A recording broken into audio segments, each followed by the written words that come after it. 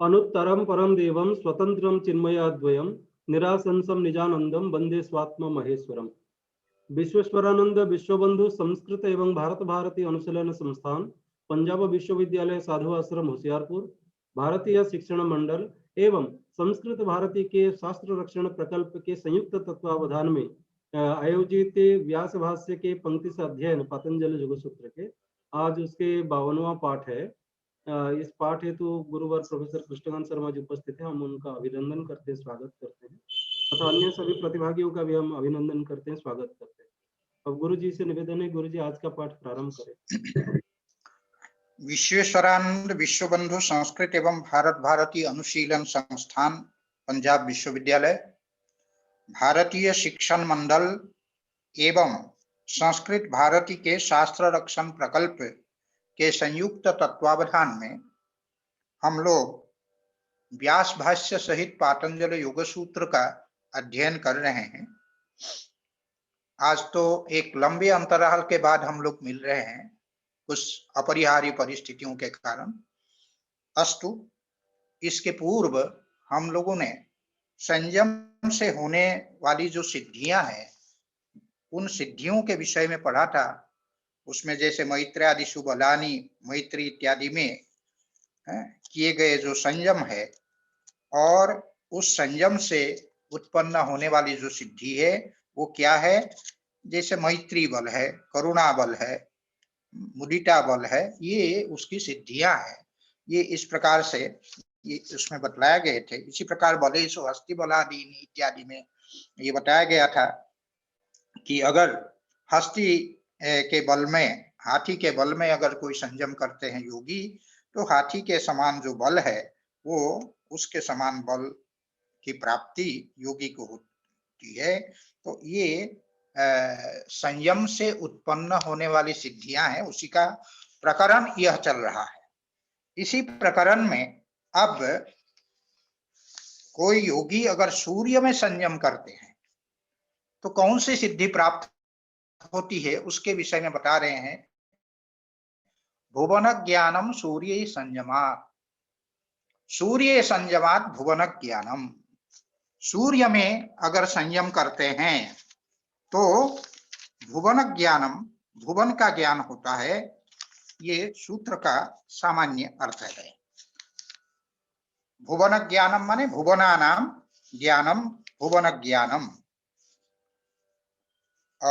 समस्त भुवनों का ज्ञान होता है। तो किससे होता है? सूर्य संयमात्, सूर्य में संयम करने से। अब सूर्य में संयम करने से यहाँ सूर्य संयमात् जो है, सूर्य पद की व्याख्या में व्याख्याकारों में थोड़ा मतभेद है। भाष्यकार ने जो है सूर्य का तात्पर्य किया है सूर्य द्वार में, सूर्य द्वार में संयम करके योगी को जो है भुवन का ज्ञान होता है, ये भाष्यकार ने बतलाया है। और आचार्य वाचस्पति मिश्र ने तत्वविशारदी में यहाँ पर सूर्य संयमात् का तात्पर्य किया है सुषुम्ना नाड़ी में संयम करने, सूर्य द्वारे सुषुम्ना नाड्याम, ऐसा तत्वविशारदी में आचार्य वाचस्पति मिश्र ने बतलाया है। और भोजराज ने जो अंतरिक्ष में प्रकाशमान जो सूर्य है, उसी प्रकाशमान सूर्य को ही यहाँ पर सूर्य पद से लिया है। और जो विज्ञान भिक्षु है, विज्ञान भिक्षु भी सूर्य शब्द से जो प्रकाशमान सूर्य है उसी को लेते हैं विज्ञान भिक्षु। और भास्वतीकार उसका दोनों का एक प्रकार से मिश्रण करके भास्वतीकार सूर्य शब्द का अर्थ सुषुम्ना का द्वार मानते हैं। सूर्य द्वारे अर्थात सुषुम्ना द्वारे, सूर्य का सुषुम्ना करते हैं और आगे द्वारे तो ज्यों का त्यों लेते हैं सुषुम्ना के द्वार में। और नारायण तीर्थ ने बल्कि दोनों मतों का संग्रह करते हुए ये कहा है कि सुषुम्ना को यहाँ नाड़ी अर्थ में नहीं लेना चाहिए, सुषुम्ना को नाड़ी अर्थ में न लेकर के सूर्य के किरण अर्थ में लेना चाहिए। जो आचार्य वाचस्पति मिश्र ने सूर्य द्वारे का अर्थ किया सुषुम्ना नाड़ी में, तो सुषुम्ना नाड्याम, वो कहते हैं नारायण तीर्थ के यहाँ पर सुषुम्ना को नाड़ी अर्थ में न लेकर के सुषुम्ना को सूर्य की रश्मि के रूप में लेना चाहिए। वे कहते हैं दिवी देदीप्यमान मार्तंडे सुषुम्नादि सहस्र रश्मि मालिनी संयमा। जो रश्मि माली अर्थात जो सूर्य है, जिसमें सुषुम्ना आदि सहस्र नारियां है, उसमें अगर संयम करते हैं तो भुवन ज्ञान होता है। इस प्रकार नारायण तीर्थ ने ये अर्थ किया है। लेकिन सूत्रों का जब पूर्वापर प्रसंग हम देखते हैं, उन पूर्वापर प्रसंगों को देखने पर ये ज्ञात होता है, आगे जैसे चंद्रमा ध्रुव तारा आदि की बातें आती है, उन पदार्थों में संयम के विषय में आगे बतलाएंगे। तो इससे ये लगता है कि जो आकाश में देदीप्यमान जो सूर्य है, प्रकाशमय जो सूर्य है, उसी सूर्य के अग्रभाग, द्वार का अर्थ है अग्रभाग, वो अग्रभाग अर्थ ही यहाँ लेना चाहिए, ऐसा प्रतीत होता है। अस्तु, तो इस प्रकार विभिन्न व्याख्याकारों ने सूर्य का अर्थ विभिन्न किया, उसकी विशद चर्चा हम यहाँ नहीं करेंगे, लेकिन आगे हम भाष्य के अनुसार आगे इसको देखें कि भाष्यकार इसमें क्या कहते हैं। तो भाष्यकार कहते हैं तत्प्रस्तारः, तत्प्रस्तारः का मतलब तेषाम भुवनानाम प्रस्तारः, उन भुवनों का जो प्रस्तार है अर्थात विस्तार है, तो वो तत्प्रस्तार से हमको लेना है। माने जैसा कि आप सभी लोग जानते हैं, बड़ा प्रसिद्ध है कि कुल 14 भुवन जो है माने गए हैं इस ब्रह्मांड में, तो 7 ऊपर है और 7 जो है नीचे है। तो ये 14 जो भुवन है, उनमें सर्वप्रथम जो है, जो ऊपर के 7 लोग हैं, उनको भाष्यकार यहाँ पर बतला रहे हैं सप्तलोकाः, 7 लोक, सप्तलोकाः अर्थात ऊपर 7 लोग विद्यमान है। तत्र माने उनमें अवीचेः प्रभृति मेरु पृष्ठम यावत इत्येष भूलोकः, जो भूलोक है जहां पर हम लोग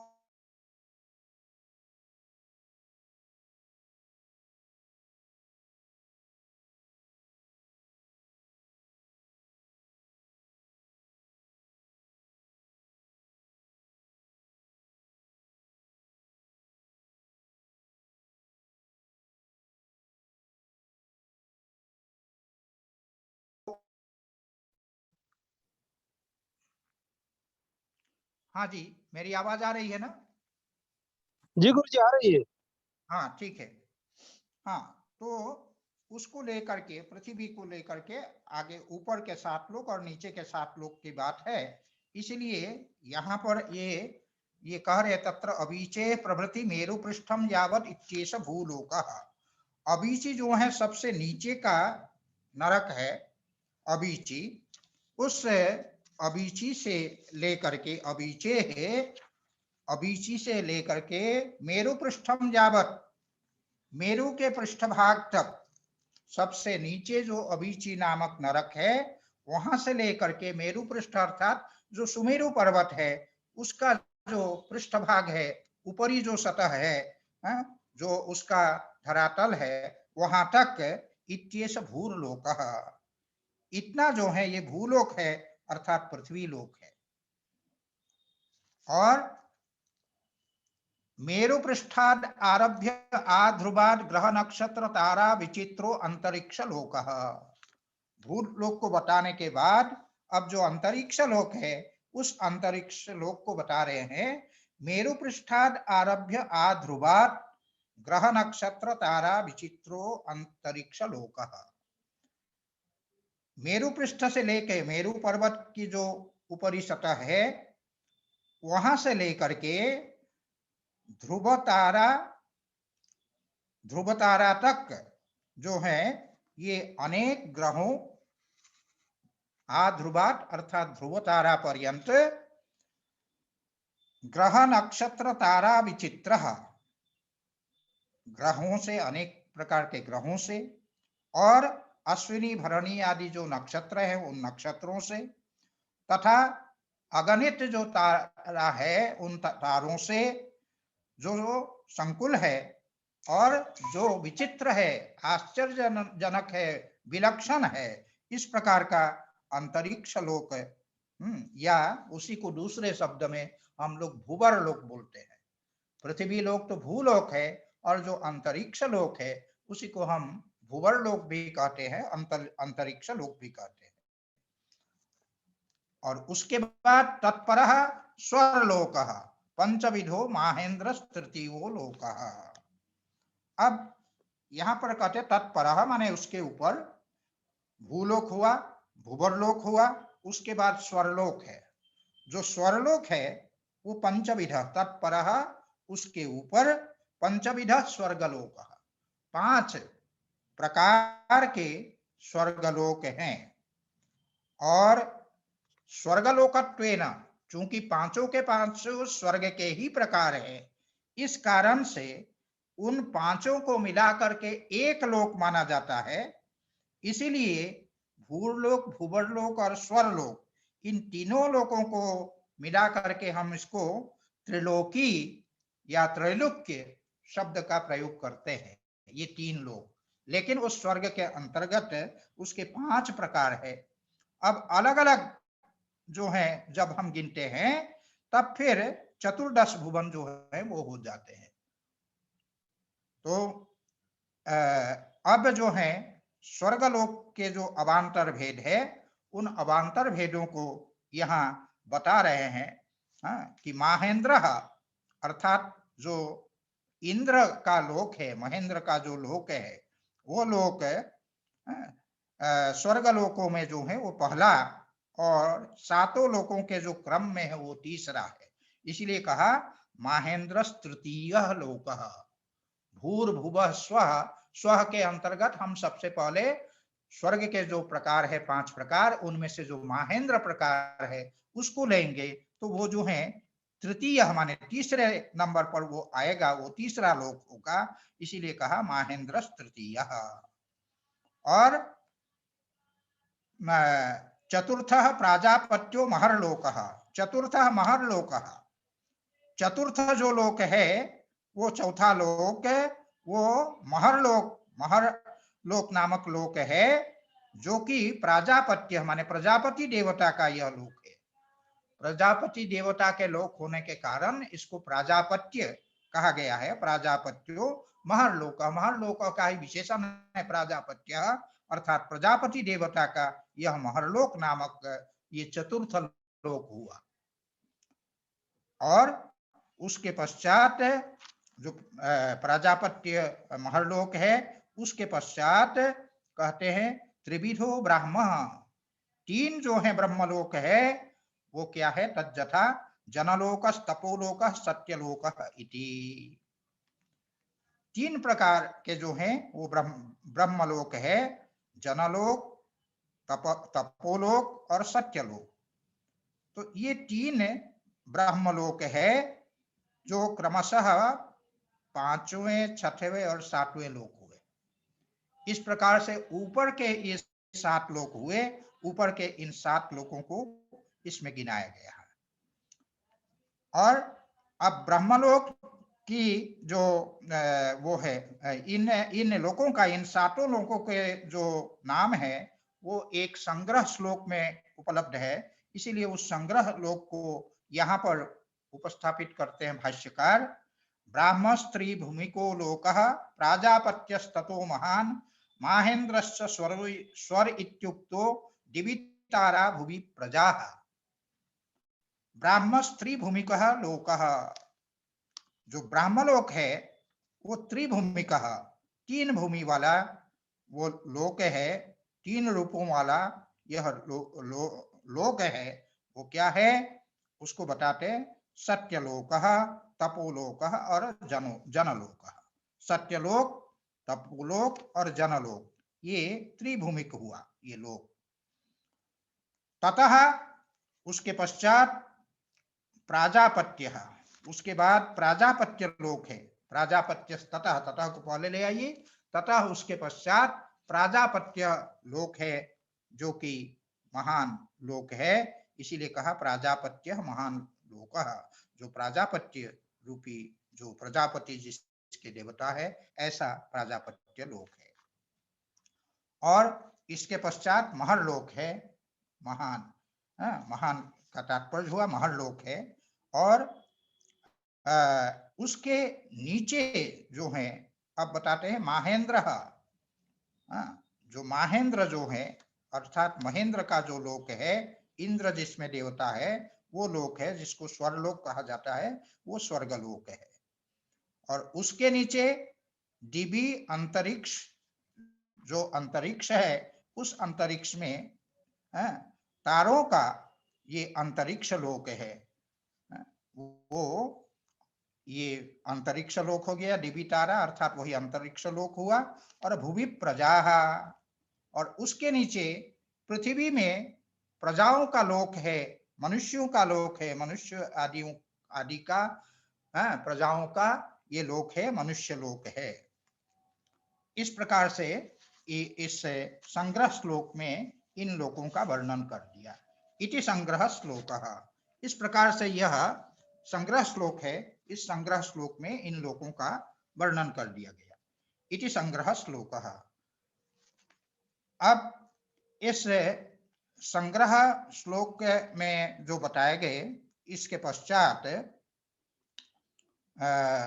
आगे बताते हैं, तत्र अभीचेर उपरी उपरी निर्विष्टाः षण महानरक भूमयो घन सलिल अनल अनिलाकाशतमः प्रतिष्ठा महाकालांबरीश रौरव महारौरव कालसूत्रांधता मिश्राः। अब नीचे जो भूलोक के नीचे जो नरक है, उन नरकों का यहाँ पर वर्णन कर रहे हैं। पृथ्वी के नीचे अभिची नामक सबसे नीचे जो नरक है, उसके बीच में जो बाकी नरक है, उन नरकों का यहाँ वर्णन किया जा रहा है।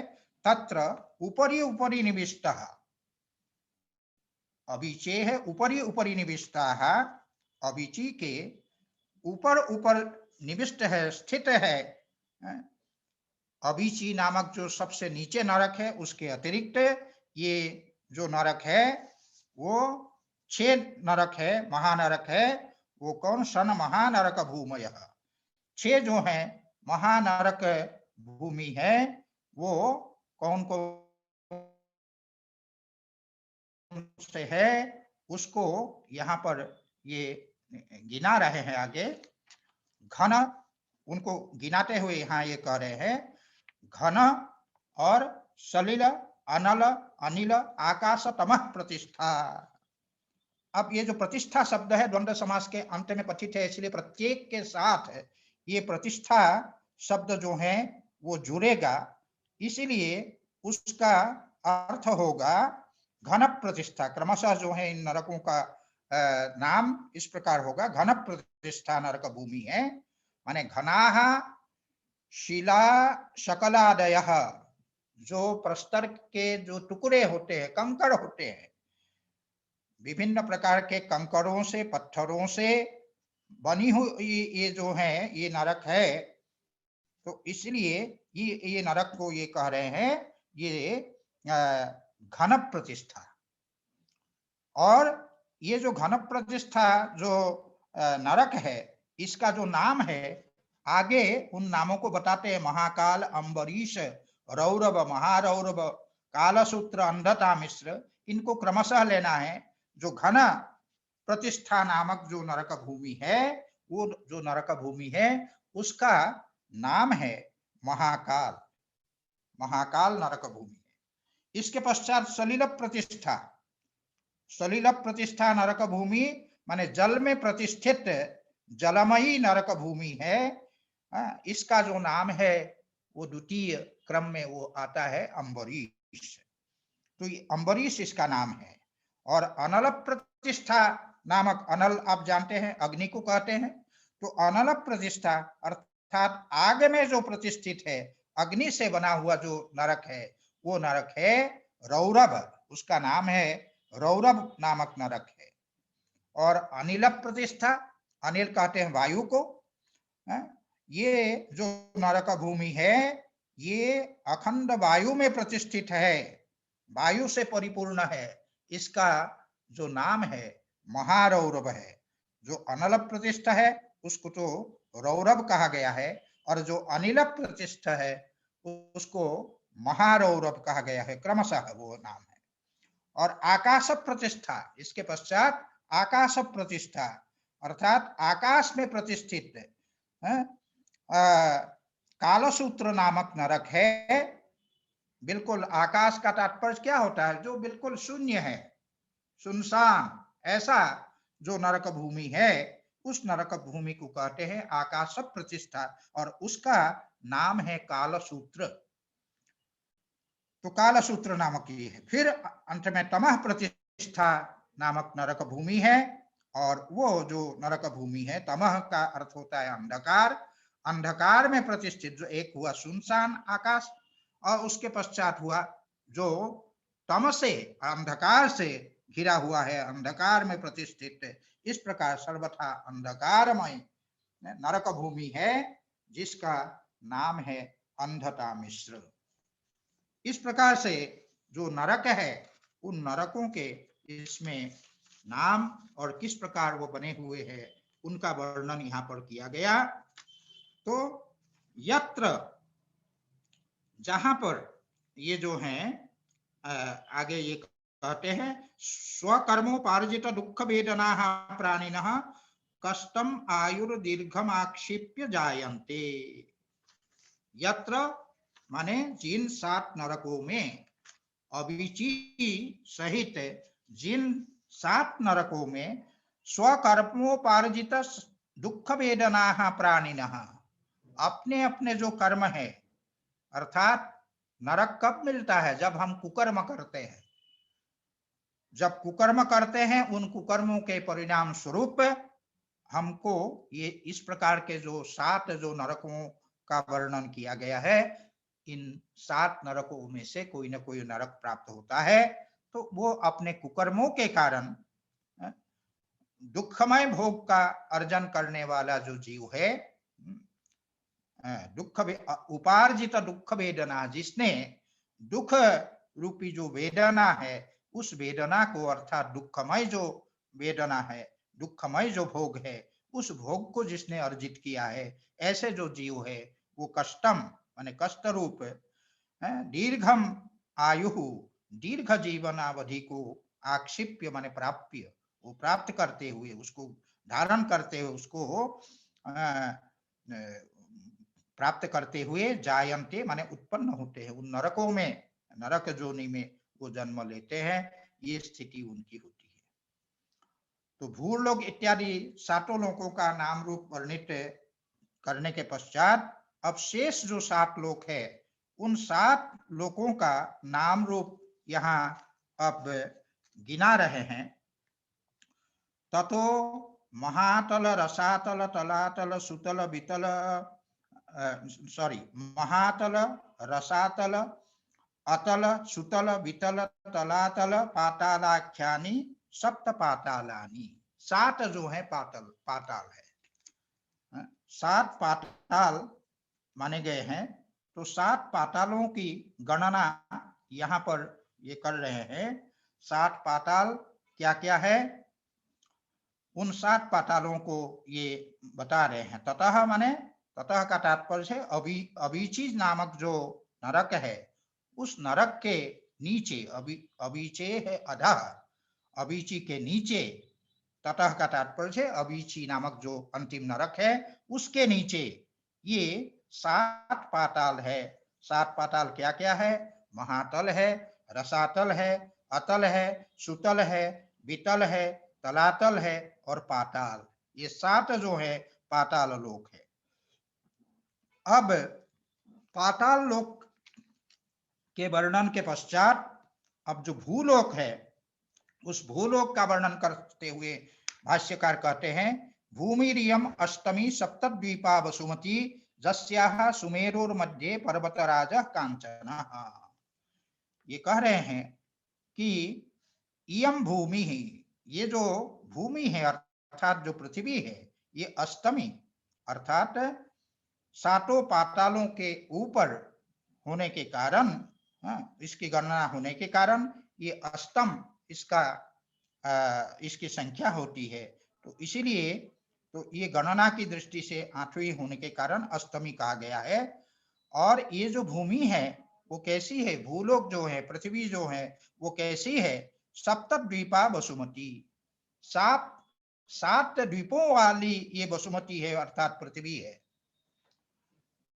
ये वसुमती पृथ्वी 7 द्वीपों वाली है। और यस्याह जिसके मध्य अर्थात बीच में कांचन पर्वत है, जिसका अर्थात स्वर्णिम पर्वत राज है, जिसका नाम है सुमेरु। सुमेरु, सुमेरु जो है वो स्वर्णमय जो है पर्वत है, स्वर्णिम पर्वत है, इस प्रकार वो उसके मध्य में स्थित है। तो सुमेरु जो है वो मध्य में स्थित है ये पृथ्वी लोक में। तस्य, और उस सुमेरु की आगे बताते हैं, राज वैदूर्य स्फटिक हेम मणिमयानि श्रृंगानि। तस्य वो जो है नहीं सॉरी सुमेरु है। तस्य माने उस सुमेरु की राज वैदूर्य स्फटिक हेम मणिमयानि श्रृंगानि, अर्थात ये जिसके 7 जो है वो श्रृंग है, वो श्रृंग क्या क्या है, वो चांदी की है, राजत है, वैदूर्य है, वैदूर्य माने वैदूर्य मणि की, और स्फटिक मणि की, फिर हेम मणिमयानी अर्थात स्वर्ण मणिमय सोने से बनी हुई जो है, ऐसे उनमें तत्र वैदूर्य प्रभानुरागात, जो वैदूर्य की प्रभा है उस प्रभा से, यहाँ ये थोड़ा सा छूट गया था इसमें, जस्या सुमेरुर मध्य पर्वतराज कांचन, पर्वतराज वही सुमेरु पर्वतराज कांचन। सुमेरु जो पर्वतराज है वो कांचन अर्थात स्वर्णमय है। तस्य राजत वैदूर्य, उस सुमेरु पर्वत के ये श्रृंग है, कैसे श्रृंग है, वो श्रृंग है राजत श्रृंग है, वैदूर्य श्रृंग है, स्फटिक श्रृंग है, हेममणिमय श्रृंग है। तो उसमें राजत वह अर्थात वही रजत से बना हुआ, चांदी से बना हुआ श्रृंग है, दूसरा जो है वैदूर्य मणि से बना हुआ है, तीसरा स्फटिक से बना हुआ वो श्रृंग है, और हेममणिमय अर्थात स्वर्ण मणि से युक्त ये श्रृंग है, चोटियां हैं उसके। और उसके पश्चात आगे बताते हैं कि तत्र वैदूर्य प्रभानुरागात नीलोत्पल पत्र श्यामो नभसो दक्षिणो भागः। ये कह रहे हैं नभसो दक्षिणो भागः, आकाश का जो दक्षिण भाग है, दक्षिण में जो आकाश विद्यमान है वो कैसा प्रतीत होता है, तो कहते नीलोत्पल पत्र श्यामः, नील कमल की पंखुड़ियों के समान, नील उत्पल जो नील कमल है उसके जो पत्र है, उसकी जो पंखुड़ियां है, उनके समान जो श्याम वर्ण के है, इस प्रकार के आकाश दक्षिण में, दक्षिण का जो आकाश है वो इस प्रकार का प्रतीत होता है, दिखाई पड़ता है। और श्वेतः पूर्वः, पूर्व का जो आकाश है वो कैसा दिखाई पड़ता है, श्वेतः, श्वेत वर्ण का, शुभ्र वर्ण का, सफेद वर्ण का। और स्वच्छ पश्चिम, जो पश्चिम का आकाश है वो कैसा है, स्वच्छ दिखाई पड़ता है। स्वच्छ पश्चिम, जो पश्चिम का जो आकाश है वो सर्वथा निर्मल, स्वच्छ का तात्पर्य है सर्वथा निर्मल दिखाई पड़ता है। और उत्तर का जो आकाश है वो कुरंडकाभः उत्तरः, जो उत्तर का जो आकाश है वो कुरंडकाभः, कुरंड के आभा के समान, कुरंड को संभवतः हिंदी में करसरैया बोलते हैं, उसके फूल के समान पीला जो आकाश हो वो जो है कुरंडकाभः आकाश। कुरंड के आभा के समान जिसकी आभा है ऐसा उत्तरी आकाश है। और अस्य च दक्षिण पार्श्वे, और इस सुमेरु के जो दक्षिण भाग है दक्षिण भाग में क्या है, दक्षिण पार्श्वे च अस्य जम्बू, जम्बू वृक्ष है, जामुन का पेड़ है। जामुन को संस्कृत में हम जम्बू कहते हैं। तो जम्बू अर्थात जम्बूद्वीप है। तो यही कह रहे दक्षिण पार्श्वे च अस्य जम्बू, जामुन का पेड़ है।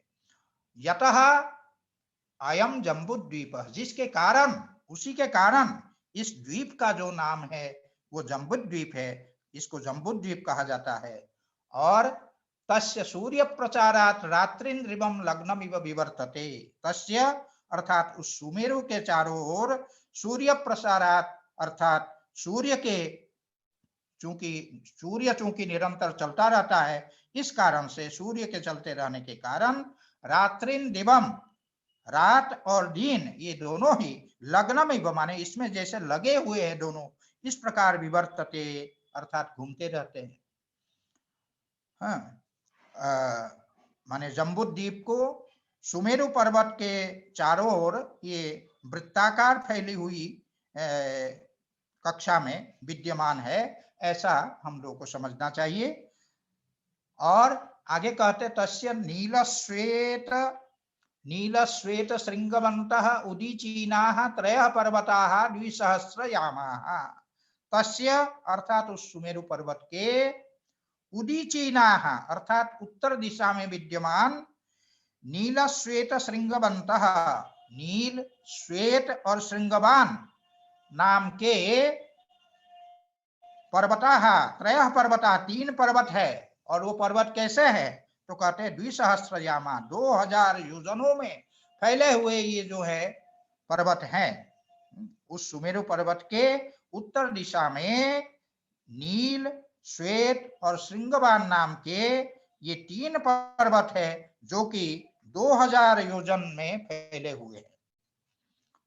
और तदंतरेषु 3 वर्षाणि नव योजन सहस्राणि रमणकम हिरण्मयम उत्तराः कुरव इति।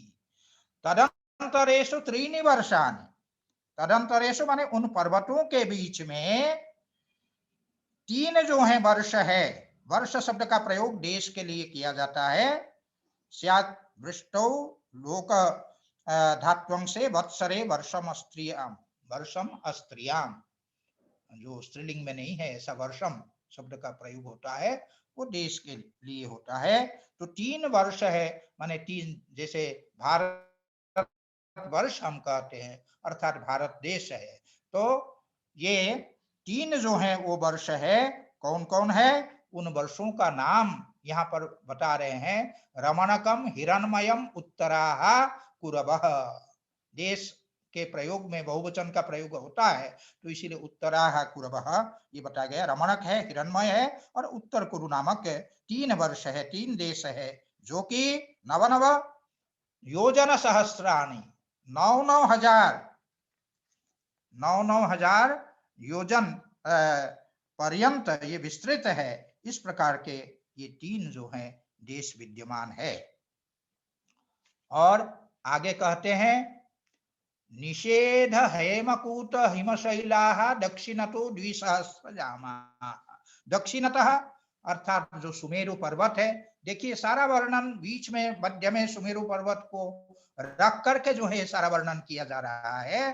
तो सुमेरु के दक्षिण की ओर निषध हेमकूट हिमशैलाः, निषध हेमकूट और हिमगिरी नामक, हिमशैल का तात्पर्य है हिमगिरी, जिसको हम कहते हैं हिमालय।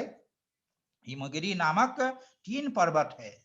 तदंतरेषु उनके बीच में 3 वर्षाणि, 3 जो है वर्ष है, 3 देश है। और ये 3 वर्ष 9 योजन सहस्राणि, 9 योजन, 9 हजार योजन में जो है ये विस्तृत है। 9 योजन, 9 हजार योजन में विस्तृत ये जो है 3 वर्ष है। कौन कौन वर्ष है उनको गिना रहे हैं। हरिवर्षम किम पुरुषम भारतमिति, हरिवर्ष है, किम पुरुष वर्ष है और भारत वर्ष है। ये 3 जो है देश है, तीनों देशों के ये नाम है। और सुमेरोः प्राचीनाः भद्रास्वाः माल्यवत् सीमानः। जो प्राचीनाः अर्थात सुमेरु के पूर्व की दिशा में स्थित माल्यवत सीमानः, माल्यवान पर्वत रूपी सीमा है जिसके, माल्यवान पर्वत जिसकी सीमा है, ऐसा भद्रास्वाः माने भद्रास्व नामक देश है, भद्रास्व नामक देश है। और इसके बाद कहते हैं प्रतीचीनाः केतुमालाः गंधमादन सीमानः। प्रतीचीनाः अर्थात सुमेरु के पश्चिम में स्थित गंधमादन सीमानः, गंधमादन पर्वत ही है जिसकी सीमा, ऐसे गंधमादन पर्वत की सीमा वाला केतुमालः अर्थात केतुमाल नाम का देश है। हाँ, और मध्य वर्षम इलावृतम, मध्य में सुमेरु के नीचे बीचों बीच, मध्य का तात्पर्य है सुमेरु के नीचे बीचों बीच जो है इलावृत नाम का देश है, वर्ष है अर्थात देश है। इस प्रकार जम्बूद्वीप में कुल 3-3 करके ये जो है 9 देश, जो सुमेरु को लेकर के 9 पर्वत ये जम्बूद्वीप के अंतर्गत विद्यमान है। इस प्रकार जम्बूद्वीप का जो परिणाम है, परिमाण है, उस परिमाण को भाष्यकार ने यहाँ पर बतलाया। बतलाने के पश्चात तदेतत् योजन शतसहस्रम सुमेरुर दिशि दिशि तदर्धेन व्यूढ़म, तदेतत् योजन शतसहस्रम, और यह जो है 100,000 योजन वाला जो जम्बूद्वीप है, ये जो जम्बूद्वीप है, सुमेरो माने सुमेरु पर्वत की दिशि दिशि माने चारों ओर, चारों दिशाओं के आकाश में, तद अर्धेन, तस्य अर्धेन, उसके आधे आधे जो विस्तार से, तस्य तदर्धेन का तात्पर्य है तस्य अर्धेन, अपने आधे विस्तार से, व्यूढ़म माने जो बटा हुआ है, ऐसा सखलु अयम 7,000 जम्बूद्वीपः, ये जो जम्बूद्वीप है वो कैसा है, 7,000 100,000 योजन में फैला हुआ विस्तृत ये जम्बूद्वीप है। ततो द्विगुणेन, उससे द्विगुणित, ततो द्विगुणेन, उस 100,000 योजन से दुगुना, 100,000 योजन का दुगुना कितना होगा, 200,000 जो योजन है, ऐसे जो है वलयाकृतिना लवनोदधिना, वलय की आकृति में, वलय कंगन को कहते हैं जो गोल होता है, तो वलय के समान गोल आकार में वो जो है नमकीन जल वाला जो लवण उदधि है, लवण उदधि अर्थात जो समुद्र है, वो लवण उदधि वो विद्यमान है। वही कह द्विगुणेन लवनोदधिना वलयाकृतिना वेष्टिता, वलय आकृति में एक कंगन के आकार में, गोल आकार में वेष्टित है, आवेष्टित है, घिरा हुआ है। तो ततश्च द्विगुणा द्विगुणाः शाक कुश क्रौंच साल्मल गोमेध पुष्कर द्वीपाः समुद्राश्च, ये बता रहे हैं कि ततश्च द्विगुणाः द्विगुणाः, और उसके पश्चात ततश्च माने वही जम्बूद्वीप से द्विगुणाः द्विगुणाः, क्रमशः दोगुन दोगुन जो विस्तृत है, ऐसा दोगुने दोगुने जो है शाक है, कुश है, क्रौंच है, सालमल है, मगध है, पुष्कर, ये द्वीप है। शाकत द्वीप आप लोगों ने नाम सुना ही होगा, शाकत द्वीप, कुशत द्वीप, क्रौंच द्वीप, सालमली द्वीप, मगध द्वीप और पुष्कर द्वीप, ये द्वीप है। इनको बतलाया, ये सब द्वीप उसमें विद्यमान है। तो इस प्रकार, और सप्त समुद्राश्च, समुद्राश्च माने 7 जो है उसमें समुद्र, 7 द्वीपों के चारों ओर 7 जो है समुद्र विद्यमान है। और कैसे है, सरसप राशि कल्पाः, सरसों के ढेर के समान। सरसों का ढेर कैसा होता है, न तो ऊंचा और न जो है समतल, तो थोड़ा थोड़ा ऊपर उठे हुए, इस प्रकार के सरसप राशि के समान 7 समुद्र चारों ओर से वो घिरा हुआ है, इसीलिए कहा सप्त समुद्राश्च सरसप राशि कल्पाः सविचित्र शैलावतंसाः इक्षुरस इक्षुरस सुरा सर्पी दधि मंड क्षीर स्वादुदकाः। इन समुद्रों के जो जल है, उन जल का जो स्वाद है, वो उसको बतलाने के लिए आगे ये कह रहे हैं कि सविचित्र शैलावतंसाः, सविचित्र शैलावतंसाः माने तटों पर स्थित सविचित्र जो विस्मयकारी है, विलक्षण है, ऐसा पर्वतों वाले, तथा इक्षुरस सुरा सर्पी दधि मंद क्षीर स्वादुदका, अर्थात क्रमशः जो इक्षु है, ईख है, ईख का जो रस है, रस का संबंध प्रत्येक के साथ होगा, ईख का रस और मदिरा और घृत, फिर दधि, फिर मंद माने माड़, और दुग्ध के समान स्वादिष्ट जल वाले, ऐसे उदक वाले, स्वादुदका अर्थात स्वादिष्ट जल वाले, जिसमें इक्षु रस, गन्ने का जो रस होता है उसके जैसे जिसका स्वाद हो, सुरा के समान, मदिरा के समान जिसका रस हो ऐसा, और सर्पी ही माने घृत के समान, दही के समान, दधि के समान, मंड जिसको मार कहते हैं, मार के समान, फिर क्षीर दूध के समान स्वादिष्ट उदक वाले, जल वाले ये समुद्र है। सप्त समुद्र परिवेष्टिताः, 7 समुद्र से, इन 7 समुद्रों से क्रमशः ये घिरे हुए हैं।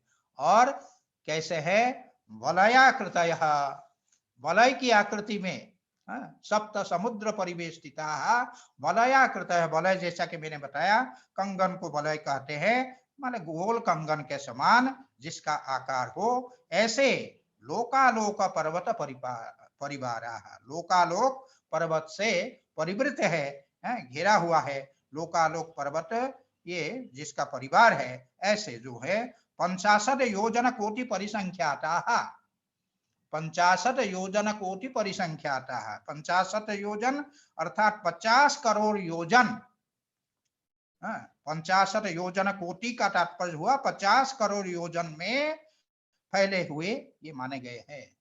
तदेतत् सर्वम, ये जो है तदेतत् सर्वम सुप्रतिष्ठित संस्थान मंड मध्ये व्यूढ़म, तदेतत् सर्वम, ये इस प्रकार से ये जो संपूर्ण लोक है, सुप्रतिष्ठित संस्थान मंडलम, सुप्रतिष्ठितम अर्थात सम्यक स्थितम संस्थान मंडलम यस्य तादृशम विश्वंभरा मंडलम, विश्वंभरा अर्थात विश्वम विभर्ति इति विश्वंभरा, ऐसे विश्व भूमंडल है, और वो उसके लिए कहते हैं विश्वंभरा मंडलम।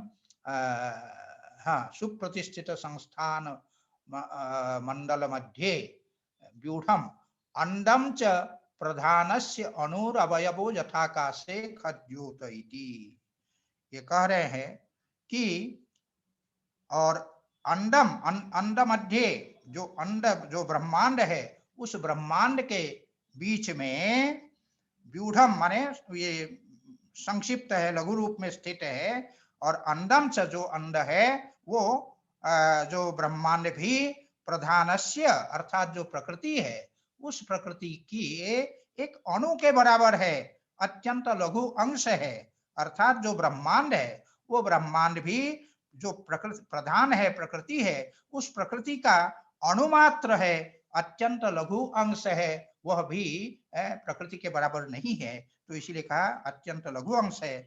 और वो कैसे? यथा आकाशे खद्योतः, जिस प्रकार आकाश में एक जुगनों का स्थान है, उसी प्रकार समझना चाहिए कि प्रकृति के समक्ष ये जो ब्रह्मांड है, प्रकृति की जो सृष्टि, यह ब्रह्मांड है, वह ब्रह्मांड जो है उसके समक्ष एक जुगनू के बराबर, खद्योत के समान अत्यंत लघु वो रूप में विद्यमान है, ऐसा समझना चाहिए।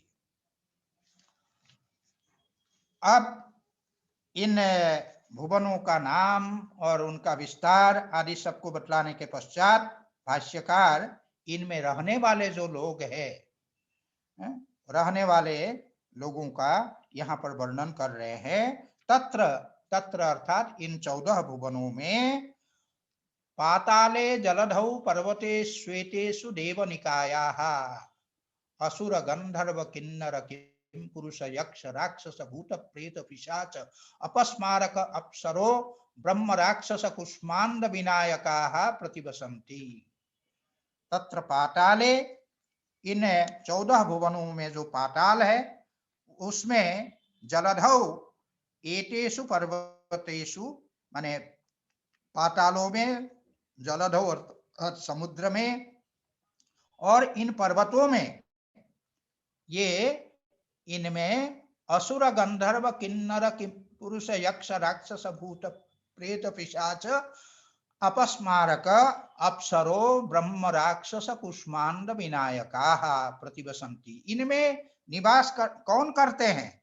उनको यहाँ पर कहते असुर है, गंधर्व है, किन्नर है, किम पुरुष है, यक्ष है, राक्षस है, भूत है, प्रेत है, पिशाच है और अपस्मारक है और अप्सराएं हैं, ब्रह्म राक्षस है, कुष्मांड है और विनायक नामक ये देवनिकाया है। ये जो है देवताओं का जो गण है, देवयोनि विशेष जो है, वो इसमें प्रतिवसंती, ये यहाँ पर निवास करते हैं, पातालों में ये निवास करते हैं, इसको बतलाया। और बतलाने के पश्चात आगे बता रहे हैं सर्वेषु द्वीपेषु, कहीं कहीं सप्तेषु द्वीपेषु भी पाठ है, जो 7 द्वीप है या समस्त द्वीप है उनमें पुण्यात्मानो देव मनुष्याः सुमेरु त्रिदशानाम उद्यान भूमि। इसमें बता रहे हैं कि इन 7 द्वीपों में, सभी द्वीपों में पुण्यात्मानः अर्थात पुण्य आत्मा वाले, पुण्य स्वरूप वाले, शुभ संस्कार वाले ऐसे जो देव मनुष्य, देवता और जो मनुष्य है वो रहते हैं। और सुमेरु पर्वत जो है वो क्या है?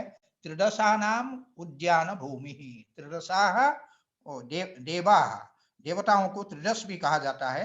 देवताओं की यह जो सुमेरु पर्वत है वो कैसा है? उद्यान भूमि, अर्थात विहार स्थल है, ये उद्यान है, उपवन है, उपवन भूमि है, उस वहां वे विहार करते हैं।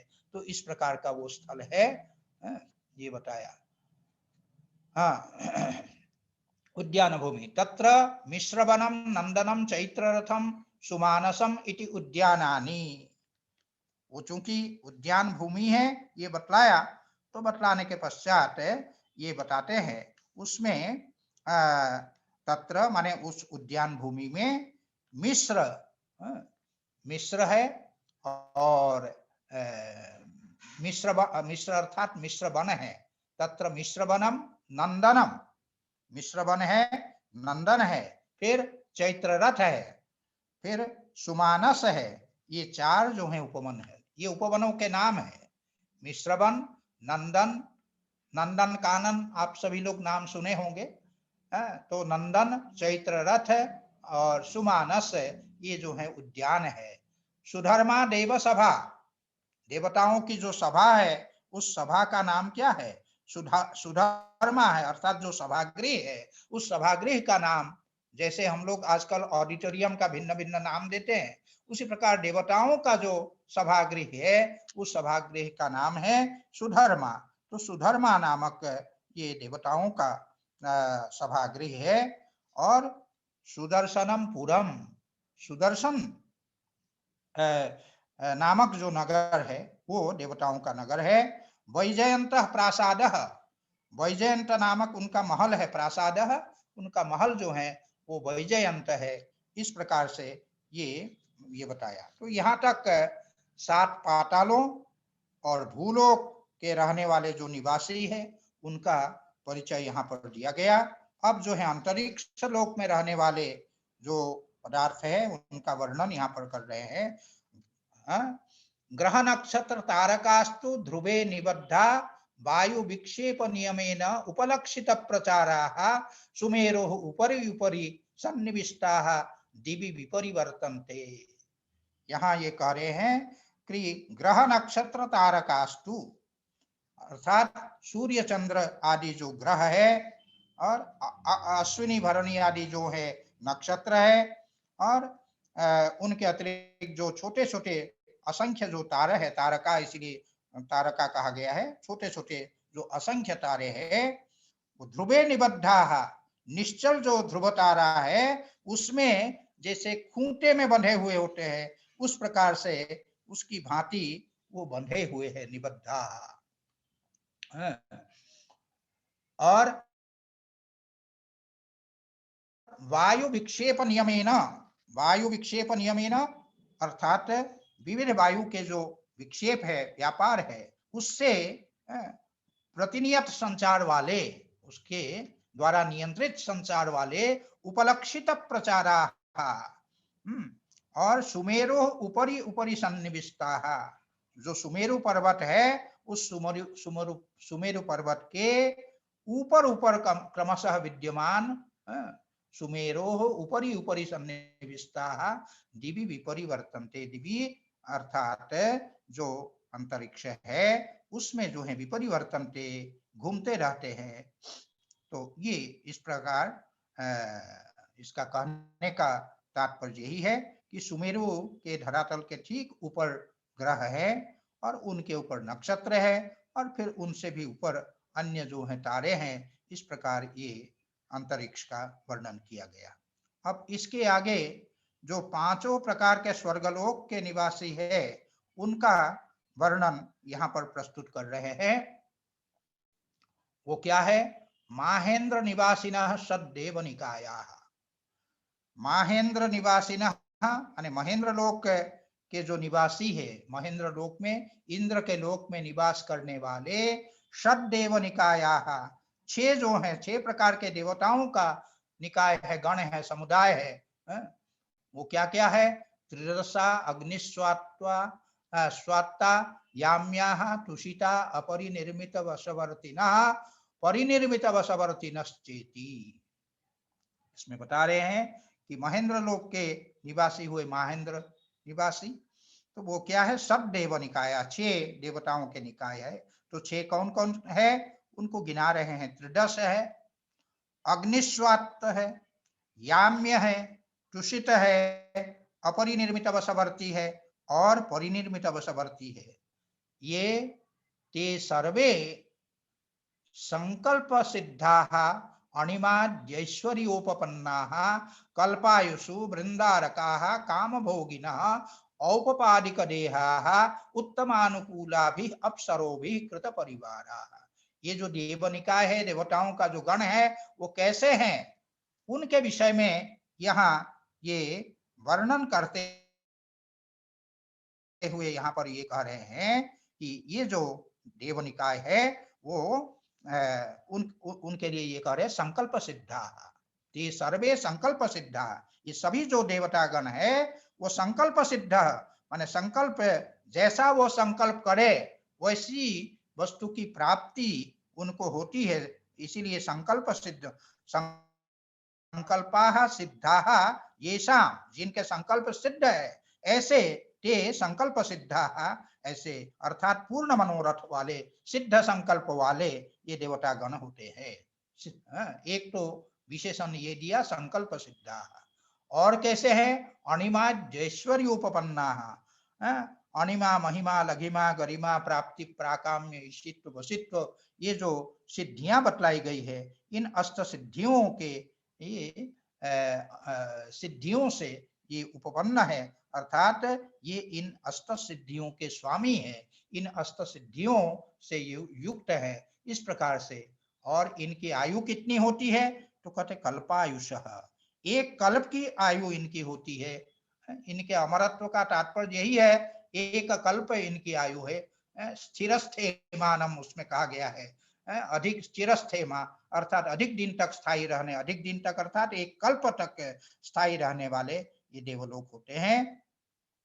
फिर वृंदारकाः, अर्थात पूज्याः, वृंदारकाः का अर्थ पूज्याः, ये पूजनीय है, और काम भोगिनः अर्थात काम भोग करने वाले हैं। काम भोगिनः की व्याख्या तत्व वैशारदिकार ने मैथुन प्रिया कहा गया है। मैथुन प्रिय ये जो है काम भोगी है, देवताएं हैं। और औपचारिक देहाः, औपचारिक देह का तात्पर्य क्या है? स्वतः दिव्य शरीर धारण करने में जो समर्थ है, ऐसे जो है औपचारिक देहाः उत्तमानुकूलाभिः अप्सरोभिः कृत परिवाराः।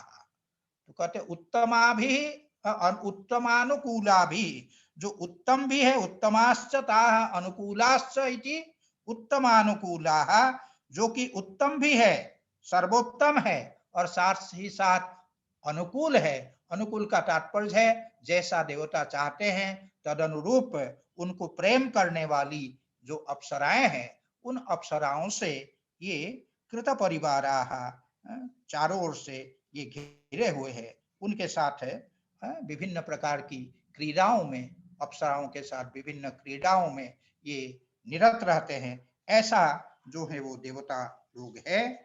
इसके बाद प्राजापत्य का वर्णन आता है। महती लोके प्राजापत्ये पंचविधो देव निकायः कुमुदा ऋभवः प्रतर्दना अंजनाभाः प्रचिताभाः इति, ये बताया। इसके प्राजापत्य ही महती लोके, प्रजापति जिसके देवता है, ऐसा देवता वाला जो लोक है प्राजापत्य लोक है, जिसको दूसरे शब्द में हम लोगों ने प्रारंभ में पढ़ा महर्लोक भी कहते हैं। उसमें पंचविधो देव निकाय, निकाय अर्थात 5 प्रकार के देवताओं का गण है। वो क्या क्या है? कुमुद, ऋभु, बहुवचन में इसमें प्रयोग है, कुमुद है, ऋभु है, प्रतर्दन है, अंजनाभ है और प्रचिताभ है। ये जो देवगण है, एते महाभूत वशिनः, ये जो देवगण है महाभूत वशिनः माने महाभूतानाम वशिनः माने स्वामिनः, अर्थात महाभूतों के ये स्वामी, अर्थात महाभूतों पर जिन्होंने विजय प्राप्त कर लिया है, ऐसे ये लोग होते हैं। ये बताया है।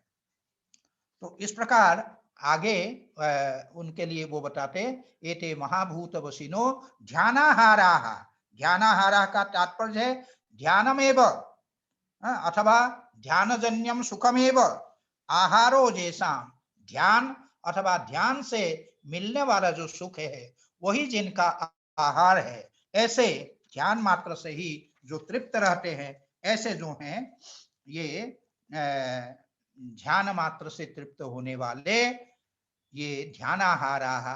फिर कल्प सहस्रायुषः, कल्प सहस्र अर्थात 1000 कल्पों तक जीने वाले ये हैं। तत्र प्रथमे ब्रह्मणो जनलोके, प्रथमे ब्रह्मणो जनलोके, प्रथम जो ब्रह्मा के प्रथम लोक जो जनलोक कहलाता है, उसमें चतुर्विधो देव निकाय, 4 प्रकार के देव निकाय देवता गण उसमें निवास करते हैं। ब्रह्म पुरोहिताः अमरा इति, ब्रह्म पुरोहिताः ब्रह्म कायिकाः ब्रह्म महाकायिकाः अजरामराः इति। ब्रह्म पुरोहित है, ब्रह्म कायिक है, ब्रह्म महाकायिक है और अमर है, ये इसमें विद्यमान रहते हैं। और एते भूतेन्द्रिय वशिनः, एते भूतेन्द्रिय वशिनः, महाभूत और इंद्रियों को जिन्होंने वश में कर लिया है, महाभूत और इंद्रियों पर जिन्होंने विजय प्राप्त किया कर लिया है, ऐसे ये लोग है द्विगुण द्विगुणोत्तरायुषः। और इनकी जो आयु है वो आयु कैसे है? तो वो कह रहे हैं द्विगुण द्विगुणोत्तरायुषः, ये जो वो उनका ये द्विगुणित द्विगुणित जो है आयु वाले, ऐसा आयु वाले ये लोग हैं। इनके विषय में ये बताया गया, एते भूतेन्द्रिय वशिनः द्विगुण द्विगुणोत्तरायुषः, ऐसे आयु वाले ये हैं। और हाँ, इसके पश्चात द्वितीय तपसी लोके त्रिविधो देव निकाय, द्वितीय जो तपोलोक है उसमें 3 प्रकार के देव, 3 प्रकार के जो है देव निकाय है, आभास्वरा, महाभास्वरा, सत्य महाभास्वरा इति, उसमें 3 प्रकार के देव निकाय है। वो क्या है? आभास्वर, महाभास्वर और सत्य महाभास्वर। आभास्वर, महाभास्वर और सत्य महाभास्वर, ये 3 जो हैं देव निकाय है। त्रिविधो देव निकाय ते भूतेन्द्रिय प्रकृति वशीनः, पंच महाभूत और इंद्रिय और प्रकृति जिनके वश में है, ऐसे जो हैं ये 3 प्रकार के देव निकाय होते हैं, देवगण होते हैं। द्विगुण द्विगुणोत्तरायुषः, द्विगुण द्विगुण अर्थात क्रमशः दुगुनी द्विगुनी अधिक आयु वाले ये होते हैं। कहने का तात्पर्य यह है कि ब्रह्म पुरोहितों की जो आयु है वो 2000 कल्प हुआ, फिर ब्रह्म कायिकों की आयु जो है 4000 कल्प का हुआ, फिर महाकायिकों की जो आयु है वो 8000 कल्प की, एक एक से दुगुनी दुगुनी, और अमरों की जो आयु है वो 16000 कल्प की होती है। इस प्रकार एक से दूसरे की जो आयु है वो द्विगुणित द्विगुणित है। इस क्रम से जो आभास्वर है, उन आभास्वरों की जो आयु है वो आयु 32,000 कल्प जो है उनका होगा। फिर महाभास्वर की जो आयु है वो 64,000 कल्प होगा। इस प्रकार से सत्य महाभास्वरों की जो आयु है 128,000 कल्प होगी। इस प्रकार से इनके आयु के बारे में बताया। सर्वे ध्यानाहारा, ध्यान ही इसके पहले आ चुका है। जो ध्यान ही जिसका आहार है, अर्थात ध्यान से प्राप्त सुख ही जिसका आहार है, ध्यान से जो संतुष्ट है, कल्प सहस्रायुषः ऊर्ध्वरेतसः, कल्प सहस्र आयु वाले, और ये ऊर्ध्वरेतस है अर्थात ऊर्ध्वम उच्चैः स्थापितम रेतः जय, जिन लोगों ने ऊपर जो है अस्खलित रूप से रेत को, वीर्य को धारण किया है, ऐसे लोगों को ऊर्ध्वरेतस कहा जाता है। और ऊर्ध्वम अप्रतिहत जना और प्रतिहत ज्ञाना, ऊर्ध्व लोकों के विषय में उनका जो ज्ञान है वो ज्ञान कैसा है? वो अप्रतिहत है। ऊर्ध्व लोकों के विषय में उनका ज्ञान अप्रतिहत है, अखंडित है, ऐसे ज्ञान से संपन्न। और अधर भूमिषु अनावृत ज्ञान विषयाः, अधोलोकों के भी समस्त विषयों के ज्ञान से युक्त ये होते हैं। तृतीय ब्रह्मण सत्यलोके, आगे और भी काफी है इसमें, मेरे ख्याल से आज का पाठ हम यहीं पर रखें। तृतीय जो सत्यलोक है यहाँ से हम लोग कल पढ़ेंगे। फिर धन्यवाद जी गुरु जी। प्रणामः प्रणामः प्रणामाः। भाग्यपुरतः? आं भाग्यनगरे अस्मि। इदानीं हाँ समयः प्राप्तः, अतः जायिन् कृतवान्। भवतु भवतु। काचित् जिज्ञासा कस्य अस्ति किम्? नहीं। गुरुजी, ये जो लोकों के बारे में बताया है, इसमें व्यास ने बताया, व्यास तो एक नहीं होंगे, व्यास तो अनेक ही थे। तो ये व्यास ने जो लिखा है इसमें विज्ञानवाद का भी खंडन बताया हुआ है, लेकिन कुछ ऐसे जैसे व्याख्याकार है जो कहते विज्ञानवाद का खंडन नहीं है, ये कुछ ऐसे पंक्ति आती है। तो ये व्यास है कौन थे ये व्यास जिन्होंने इस प्रकार के लोगों का वर्णन किया है? देखिए, व्यास के बारे में तो मतभेद है जी गुरु जी। यहाँ तक कि जो व्यास देव है जिन्होंने भाष्य लिखा है जी, वो कुछ लोग, कुछ ऐतिहासिक ऐसा मानते हैं कि ये व्यास जो है वो बादरायण व्यास नहीं है जी, ये उससे भिन्न जो है व्यास देव, इसीलिए उनमें वे लोग प्रायः व्यास शब्द के आगे देव शब्द का प्रयोग करते हैं। लेकिन व्यास भी कहते हैं, व्यास देव भी कहते हैं, इस प्रकार कुछ लोग करते हैं। गुरु तो जी, इसीलिए व्यास के बारे में थोड़ा मतभेद है जी। लेकिन ऐसा है, पुराणों में इस प्रकार का वर्णन, इन लोगों का वर्णन प्राप्त होता है जी। इनका आधार पुराण है, सच कहा जाए तो क्या जो भाष्यकार व्यास ने जो लिखा है लोगों के बारे में, क्या वो पुराणों से अनुप्राणित है या पुराण इससे अनुप्राणित है? ऐसा है, अगर व्यास एक ही है देखिए जी। व्यास, जैसा कि मैंने कहा कि व्यास के बारे में जी मतभेद है, जी गुरुजी। ठीक है। परंपरा व्यास एक ही को वो मानते हैं इसमें। जी जब गुरुजी। एक ही है तो ऐसी स्थिति में जो है क्या होगा कि पुराण से अनुप्राणित या इससे भाष्य से अनुप्राणित पुराण है, ऐसा कुछ नहीं है। दोनों एक ही जब करता है दोनों के, तब फिर उसमें कोई विवाद ही नहीं है। जी हाँ, अगर अलग है तब तो पुराणों से अनुप्राणित माना जाएगा, परवर्ती ऐसा वो लोग मानते हैं, तो उस हिसाब से वो पुराणों से अनुप्राणित है ऐसा माना जाएगा। जी गुरुजी। हाँ, जी योग वार्तिककार भी इसलिए अनेक पुराणों के उद्धरण प्रस्तुत करते हैं जी गुरुजी। अपनी व्याख्या में। जी जी गुरुजी। गुरुजी शनिवार फिर वही 11 बजे। हाँ, जी हाँ, शनिवार को 11 बजे। ठीक है गुरुजी, प्रणाम गुरुजी। प्रणाम प्रणाम।